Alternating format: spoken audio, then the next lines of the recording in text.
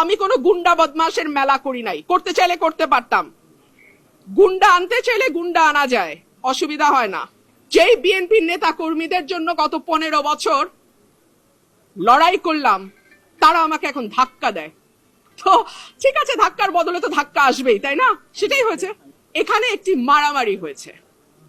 আমি যেহেতু একজন আইনজীবী, আমি মনে করেছি আমার কেস আমি নিজেই প্রেজেন্ট করব। সো আমার কেস আমি প্রেজেন্ট করেছি।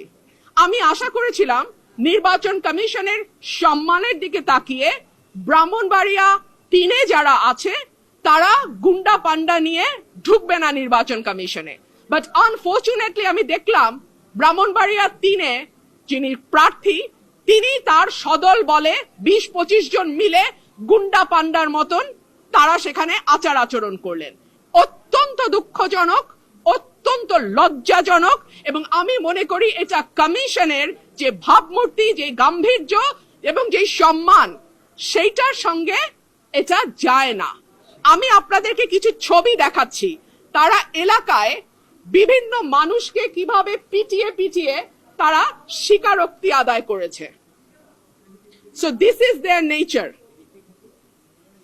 হ্যাঁ, এখনো ইলেকশন আসে নাই, একটা সীমানা নির্ধারণ নিয়ে এলাকায় এইভাবে তারা পিটিয়ে, ব্রাহ্মণবাড়িয়া 3-এর যিনি আছেন তিনি এইভাবে পিটিয়ে পিটিয়ে মানুষকে স্বীকারোক্তি নিয়েছেন। এনিওয়ে নির্বাচন কমিশনে আমরা প্রেজেন্ট করেছি। ভৌগোলিক দিক বিবেচনায়, জনসংখ্যা বিবেচনায় এবং সকল কিছুর বিবেচনায় আমি আশা করব নির্বাচন কমিশন যে সিদ্ধান্ত নিয়েছে সেটি সঠিক সিদ্ধান্ত, এবং সেই সিদ্ধান্তই নির্বাচন কমিশন বহাল রাখবে। ওদের 10 জন 12 জন মিলে কথা বলছে। সো আমি একজন কথা বলেছি, আর আমার পক্ষে একজন ডাক্তার উনি কথা বলেছেন। আমি কোনো গুন্ডা বদমাশের মেলা করি নাই, করতে চাইলে করতে পারতাম। গুন্ডা আনতে চাইলে গুন্ডা আনা যায়, অসুবিধা হয় না। আমি ভদ্রলোক নিয়ে এসেছি, ভদ্রলোক আসবেন কমিশনে, শুনানি করবেন, রায় হবে, যেটা রায় হয় হবে। কিন্তু তারা যেহেতু গুন্ডা পান্ডা নিয়ে এসছে এবং আবল তাবল বকছে, কথা বলেই যাচ্ছে, আমি লাস্টে একটা কথা বলার জন্য দাঁড়িয়েছি, এবং যেটা 15 বছরে হয় নাই, সেটা আজকে হয়েছে। অলমোস্ট আমার গায়ে ধাক্কা দিয়ে আমাকে ফেলে দেওয়ার চেষ্টা হয়েছে। যেই বিএনপির নেতা কর্মীদের জন্য গত 15 বছর লড়াই করলাম, তারা আমাকে এখন ধাক্কা দেয়।